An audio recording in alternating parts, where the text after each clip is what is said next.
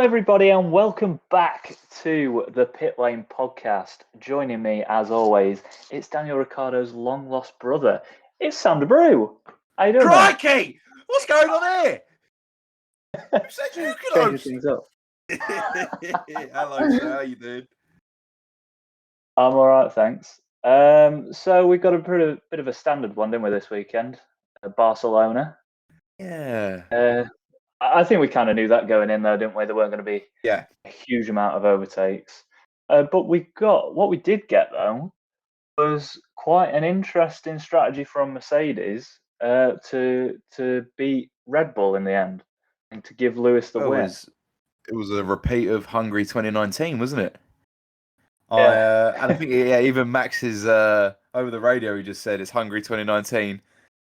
Yeah, they caught Red Bull napping, and fair play to Mercedes. They realised they could get an extra pit stop. Most teams thought it was a one stop. They saw the opportunity, they took it, and they get the win. And it wasn't easy for Lewis, was it? We shall definitely get onto that. Do you want to talk about that now, or? I mean, fair play to Lewis, got the win. Nothing really much to say. I mean, after kind of turn one by Max, getting his elbows out and getting the overtake done. Brilliant stuff from Max there. That's what we like to see. Yeah, that's what we like to see. And Lewis showed age and experience. Could have kept his line, and there would have been a collision, obviously caused by Max, but that would have been both of their races over. But Lewis saw, actually, I'm in this race. There's like 60 laps to go. I'm not going to be an idiot. And then on lap 60, then did get the overtake on Max to retake first place. Someone made it difficult for Lewis. Yeah, Bottas.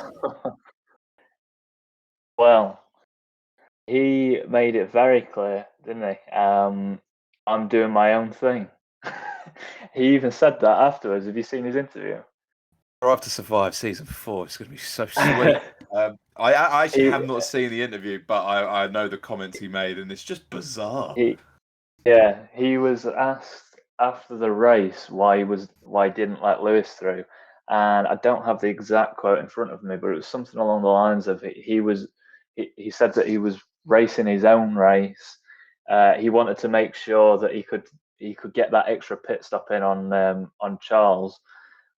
And yeah, it just surely if he just pulled out of the way rather than making a meal of it, I don't know. I don't think the team helped either. I don't think the team made it absolutely clear where they could have just gone on the radio to Bottas saying, "Look, Hamilton is this much quicker than you. He needs to catch up to Max. He's going for the win. I don't know, turn 10, just let him through. Lewis gets the same thing. Turn 10, Bottas is going to let you through. Brilliant. Both drivers know what's going on." But it didn't. I always find it. So if there was a crash caused from this, I think it would have been the team to blame. I always find their transmissions over the radio a lot more sneakier than other teams. I don't know if you feel that as well. But earlier in the season, McLaren got over to the radio on Ricciardo and was just like, "Yeah, Lando's going faster than you. Let him through." Straight to the point, let him know what's happening, and he did it. Mercedes always just seem to go, Valtteri, it's Lewis behind you. Just letting you know that Lewis is behind you. Just to start the conversations of Bottas. By the way, you need to move out the way in about 2 laps time, just to let you know. But obviously, yeah, keep going. Like, just tell him he's slow and get him out the way. Yeah. There's nothing wrong with telling someone. I mean, if a driver actually kind of gets that bothered about it. I mean, Daniel Ricciardo, yeah, McLaren, Norris is faster than you. Please move out the way. Understood. Daniel Ricciardo moves out the way. Lets Norris through. Norris goes on to P3. It's kind of when a driver is faster than you. I understand. But I'm doing my own race here. You are a team. You are, and I know the whole Lewis debate at Mercedes is when it comes over the radio, it's like Valtteri, it's James. You already know what's about to happen. I understand that. But Lewis is the one in the championship fight. No offense to Valtteri Bottas, but Lewis is the one in the championship fight. His biggest rival, who's Well, not his teammate, is in first, yeah. and Lewis needs to catch him. And I mean, it's too early to say whether Valtteri's out of it or not, but he's a fair distance behind, and you can't. And it's kind of by his own doing. You know, the race that he had in Italy really put him behind in terms of the championship. And we know it's going to be close between Max and Lewis, and you know every point is seeming to count at this point. Yeah, it's just and then if he gets the win at there was Monaco, I'll shut up. But he's not going to get the win at Monaco, is he? And it's just going to be it will either be Max or Lewis. He's starting to hit out a lot more, isn't he, in his interviews, Bottas? I mean, even before the race, he had that jab, didn't he, at Red Bull when asked about a mid-season transfer, saying that Red Bull. Well, he didn't say Red Bull, but he said there's only one team that does that. Yeah, he's definitely got a bit spikier this season. I don't really know the point in it. I understand he doesn't want to be seen as the kind of the supporting team. Like, Valtteri's the perfect wingman. I don't think he wants to be seen as that anymore. I don't think he ever wanted to be seen as that. But he's going through his rebellious. He's not as quick. Yeah, he's not as quick as Lewis. Like, there's certain tracks where I think, you know what, I think Bottas might win. Like Russia, he's really strong in Russia. Like, I'm like, okay, Bottas around here, he's going to do well. But you can't hold up your teammate when you're going slower, they're going a lot quicker, and they're the ones trying to, catch up to their biggest rival. Look, it sometimes looks as if Bottas is helping Matt. I don't want to cause that angle, but it does seem sometimes that Bottas helps Max.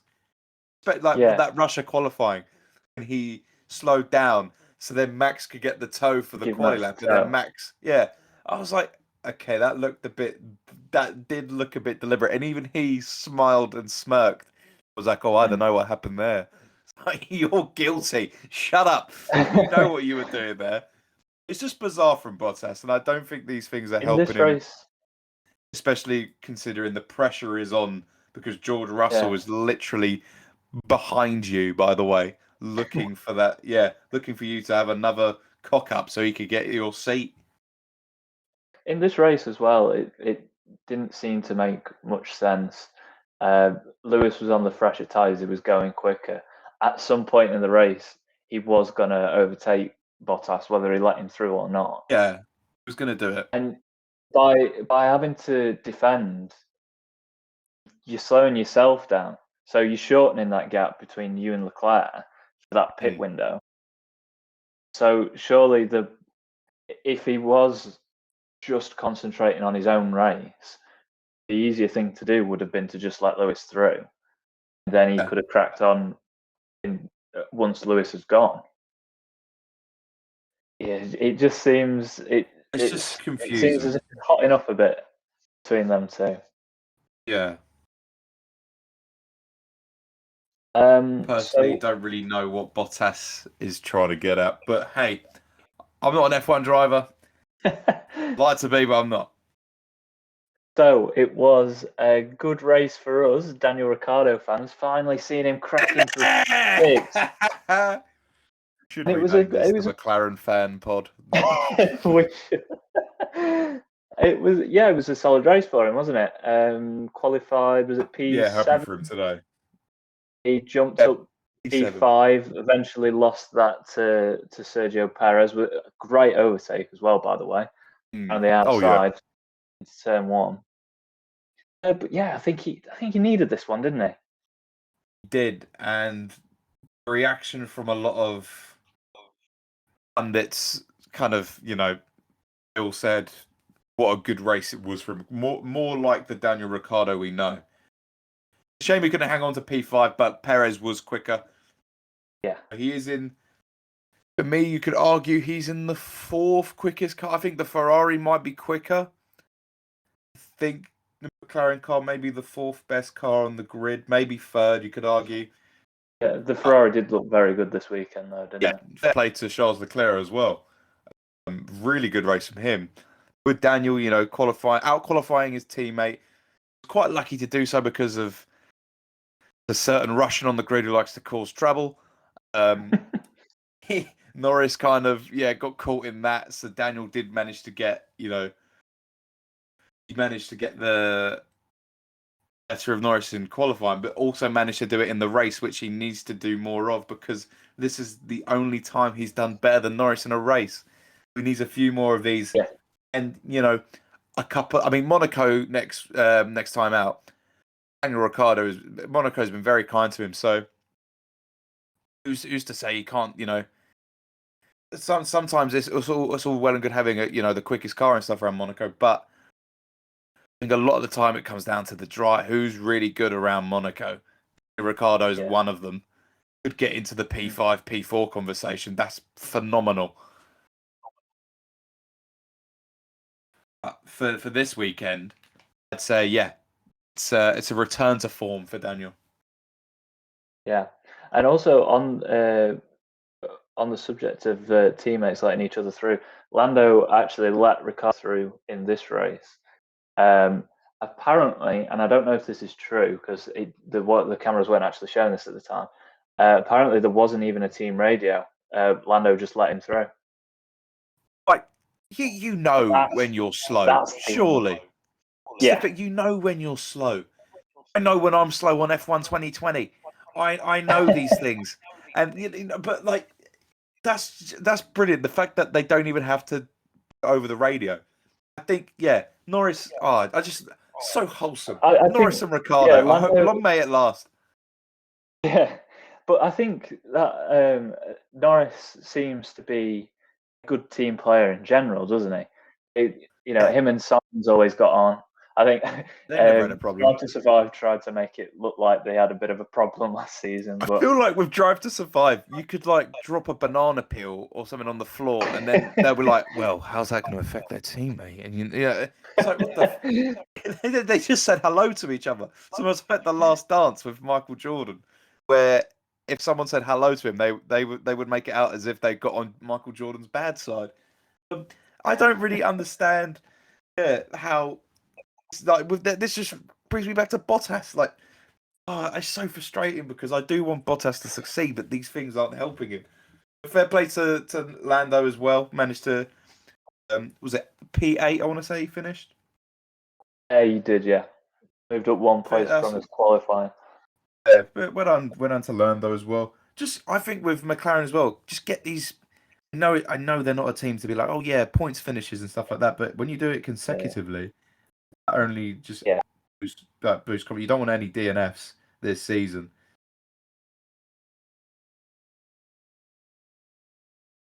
You hinted to Mazepin earlier. He always in holding up Lewis. He never seems to have. He's always having a bad race. I mean, part of that's down to the car. Arguably, most of it's down to him. Yeah. But he always brings in the headlines, doesn't he? He qualified dead last. Ended up with a 3-place grid penalty that did nothing to him because of his antics in qualifying, holding up Lando.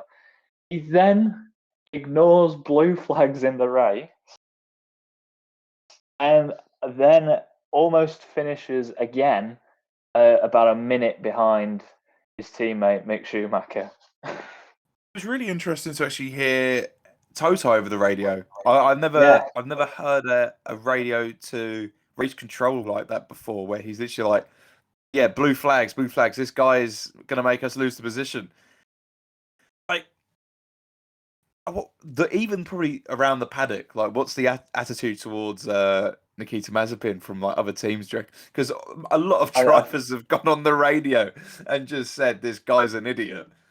Yeah, I feel like was it Stroll last time out? a Stroll in qualifying Perez, I think. got over the radio and threw the middle finger up at him. Leclerc at one point, I think, got over the radio. It's brilliant. I feel like He says real danger. probably the most I think I mean, it's all well and good. Yeah, he's a bit of a meme. We can have a laugh about it, but at the end of the day, these guys are driving at 200 miles per hour. This guy, at some point, will cause a serious collision. He makes Romain Grosjean look like the safest driver of all time.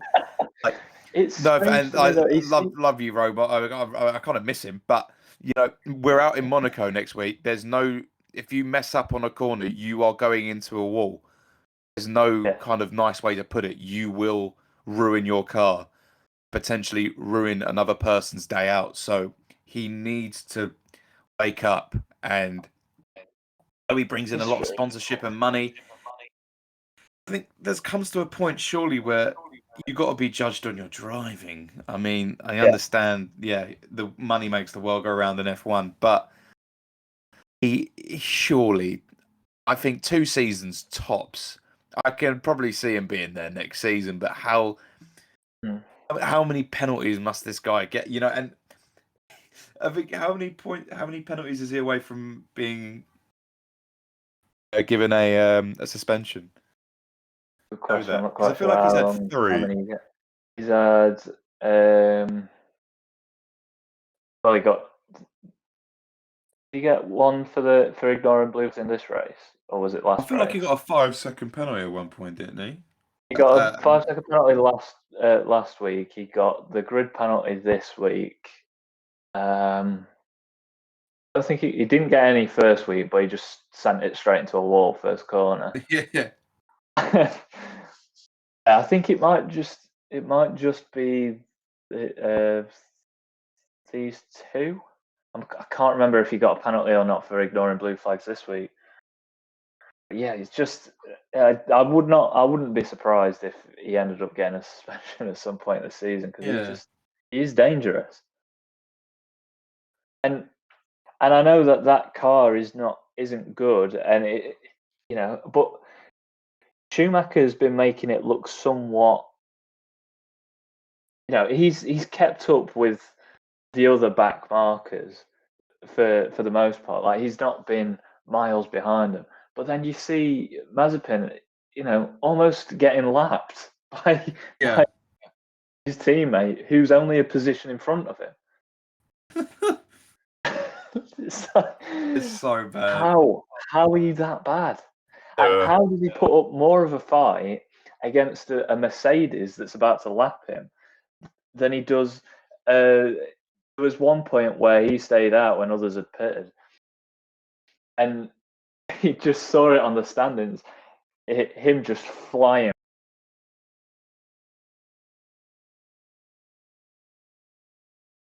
backwards as then blue flags, and when he's actually racing for position. What did you?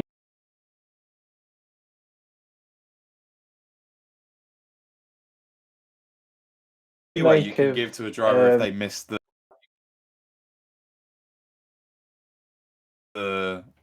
start, their grid place, but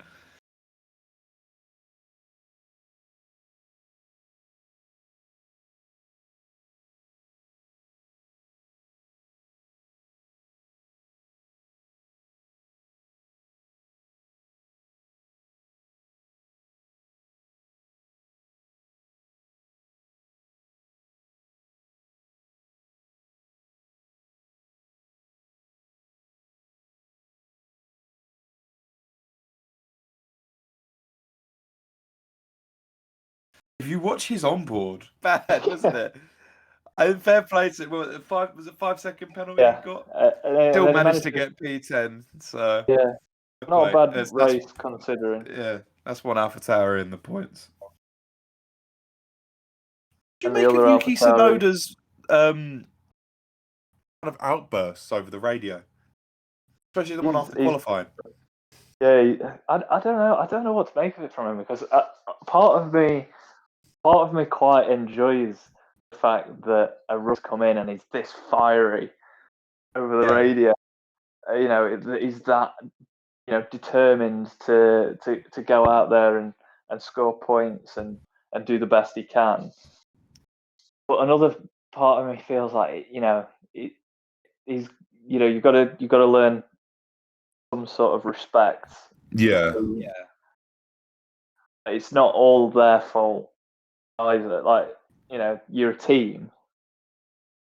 He did come out and apologise, so that was He did, yeah. praise him for doing that. But it's weird. It's just a lot of the times when you're watching it and you see like a Sonoda voice channel pop up, it's just him effing and blinding.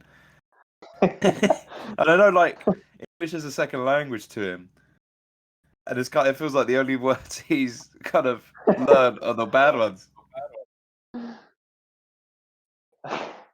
I feel like I'll be able to build a bit more of an opinion around over the season, but initially, when the first outburst came through, I was like, "Oh, go on, man!" Go on. I don't know. I think it's starting to get a bit like, "Oh, come on, your team are trying as well." Yeah. It's annoying because I hope we get another good week. He's such an exciting rookie. Yeah. I hope we see another weekend like Bahrain from him, because we haven't actually. But he kind of Bahrain then just dipped. I hope we get another good weekend from him soon, because he is an exciting rookie. Yeah. So, who would you go for driver of the day? I think it was given to Verstappen, wasn't it? Yeah. Officially. I'm actually quite unsure on who to give it. So Can I give mine? Yeah, go on. I already know who I'm giving it to. Charles Leclerc. See, he was definitely up there for me. For me, it's between him and Hamilton. Yeah, I think we could always give it to Hamilton. Sometimes it's like, I understand he's won the race. He was on pole and then won. And during the race, he kind of he had to get past Bottas and he had to get past Verstappen in the end. But the strategy made it easy for him. Not to say it was an easy race for him, but with that strategy, he had to push hard. But his overtakes were kind of the way you're going to pass these, Lewis, regardless of. Yeah, because the two overtakes that he made, he was on fresher tyres. So. But Charles Leclerc, for me, like what he's doing in that Ferrari, kind of, not to say it's going unnoticed, but I don't think it's getting talked about enough. It's so good what he's doing at the moment. He's kind of getting them into that kind of fight with McLaren for third in the constructors. No disrespect to Sainz, I thought Sainz had a pretty decent day out, but Charles Leclerc is doing a much better job. Yeah, I think P4 today is really good for them. A very solid race. I think he was, he initially got it straight up to third, didn't he? Was that start? Yeah, very good race. Unfortunate that he was just never going to be able to keep Bottas behind him. No. It's a shame for him that that Ferrari car can't offer him more. I'm assuming that eventually it seems like it needs that. It just seems it needs that little bit more to get. I think at one point he will get a podium, but I feel like it just needs just a little bit more. Yeah, because I feel like if they provided him with a car that was like on a par with Red Bull and Mercedes at the moment, I feel like we could be seeing a really, really good 3-horse race for this championship. So I remember his first season with Ferrari. I think he kind of took it by storm.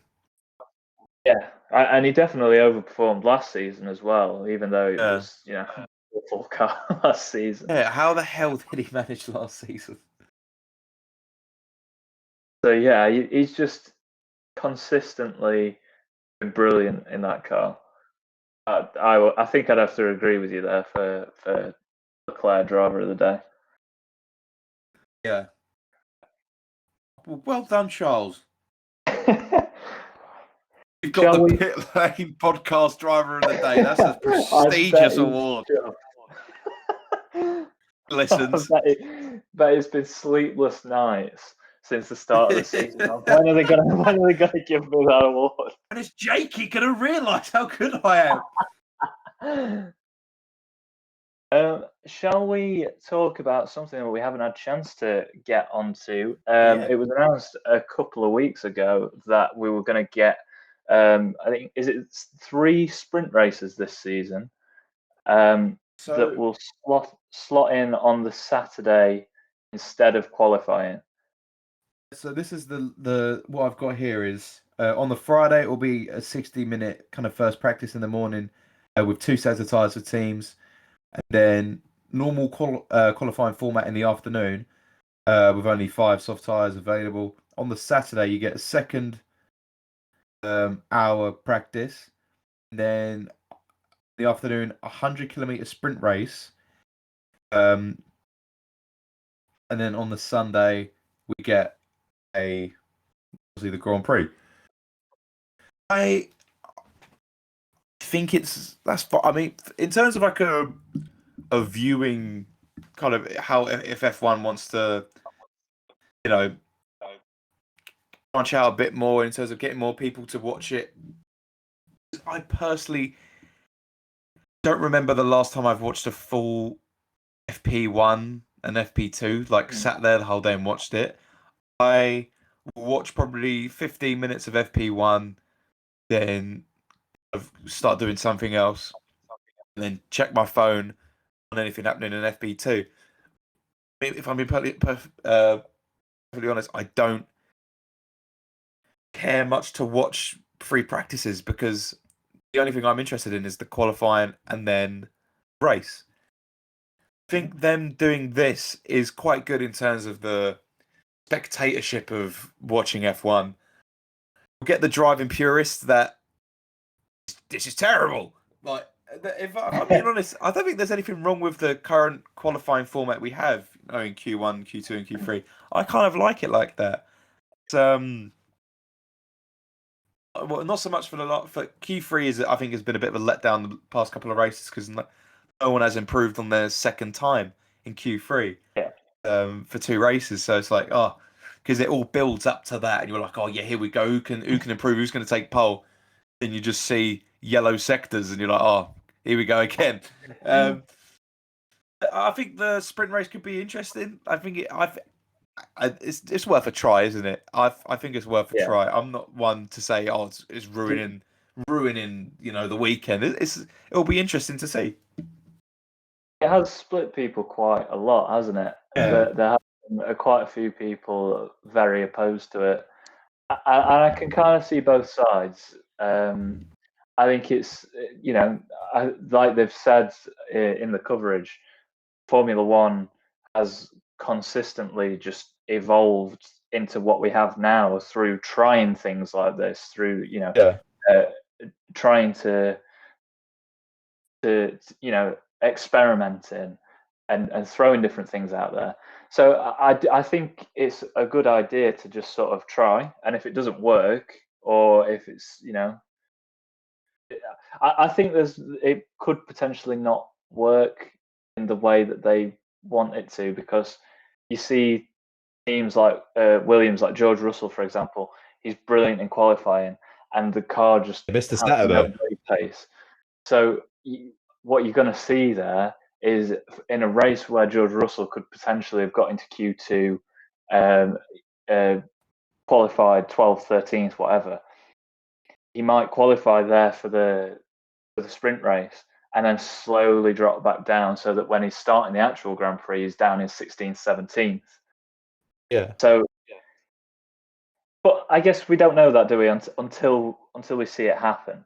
I think it's definitely an interesting thing to try. Only for 3 races as well. Only 3 weekends they're doing it.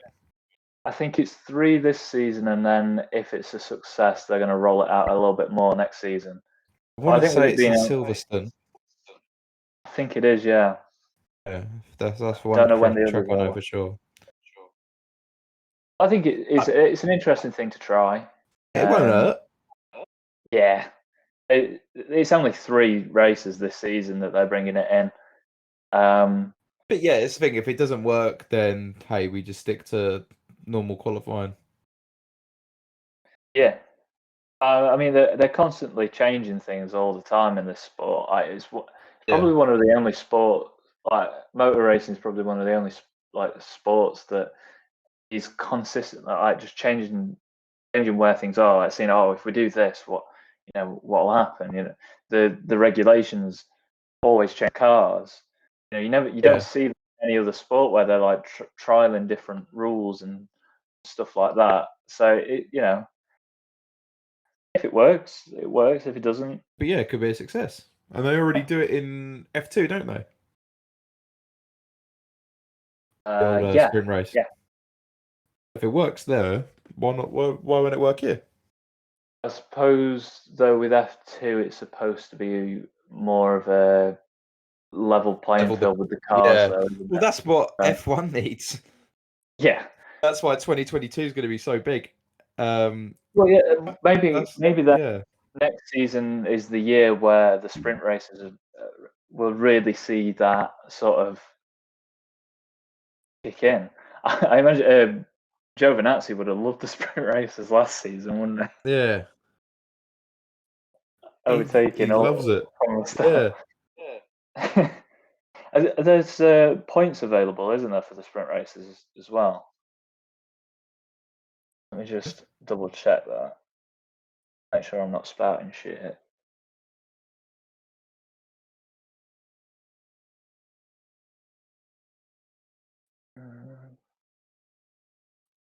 Think the drivers who would probably like a sprint race the most. I reckon George Russell, Giovinazzi, they could come alive in these sorts of things. How do you feel about the points only being dished out to the top 3 though for the sprint race? I don't get that's the one thing I don't actually get. I don't get the points. I think the extra point. I kind of don't see the point in that. Personally, I don't know why are we handing out extra points on a Saturday. I suppose it gives you the. Then again, if the top 3 are getting points, say for example, if it was to happen in Russia, now the reasoning behind Bottas giving Verstappen that toe was because Bottas knew third. if he wasn't going to start first, the best place to start is third. Now, could you argue that it'd be even easier? Say they're doing a sprint race in Russia.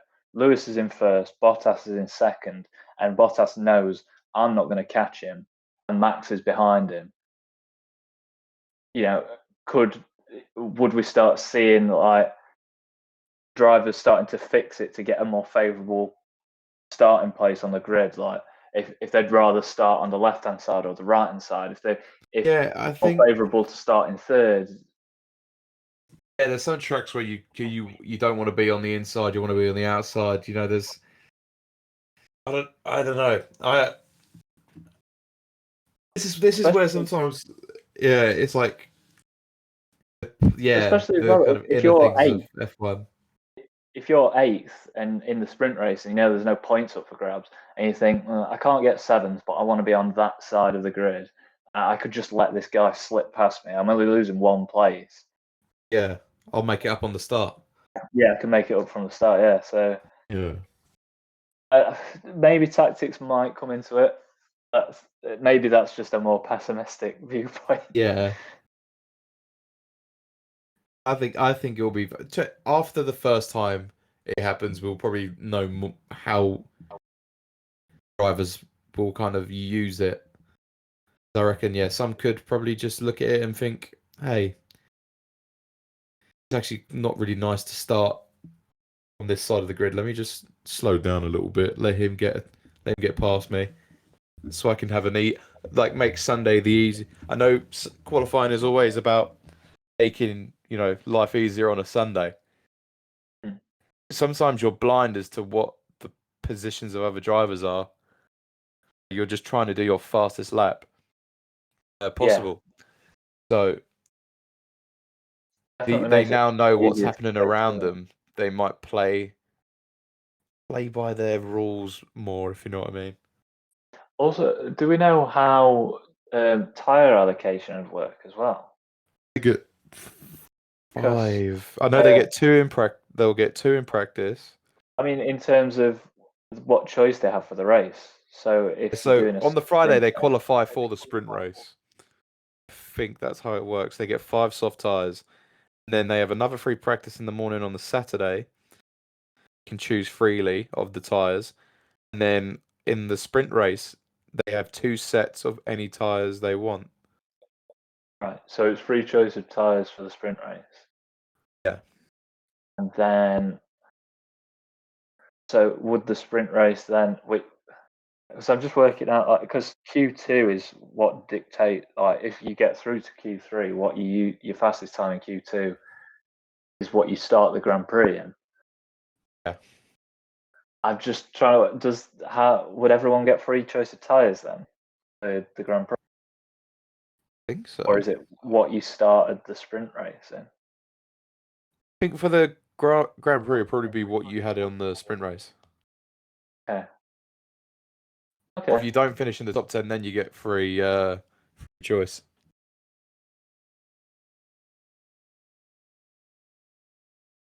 We'll see. We'll see in Silverstone. Excuse me. Is that everything? I don't think I've got anything else. Seeing as your host, buddy, you got to do the closing statement. Oh, how do we usually? Or wrap? actually, should we do our predictions for Monaco? Oh yeah, okay. Bold predictions. How about bold? Mazepin's crashing. Race winner. I'm gonna hit you with a curveball. Hit me with it. Danny Rick to Danny Rick. get the win in Monaco. I have a feeling. I'm gonna go. Charles Leclerc. Winner. Oh, okay. Grand Prix. I like this. He's been showing. It's nice to not pick Max or Lewis. Yeah. Well, I thought I'll go a bit outside of the box. I mean, realistically, it probably will be one of them two, but anything can happen at Monaco. Yeah. I missed it as well. 2 years. Has to go back there. Acting as if I drive. Yeah, it's nice to go back to Monaco, isn't it? How do you usually wrap? Because this is where I switch my brain off. How do we usually wrap? Well, do you want me to do it? Oh, go on then, sir. You take. Okay. You take the... So that was everything from La Catalunya, if I said that right, in Spain.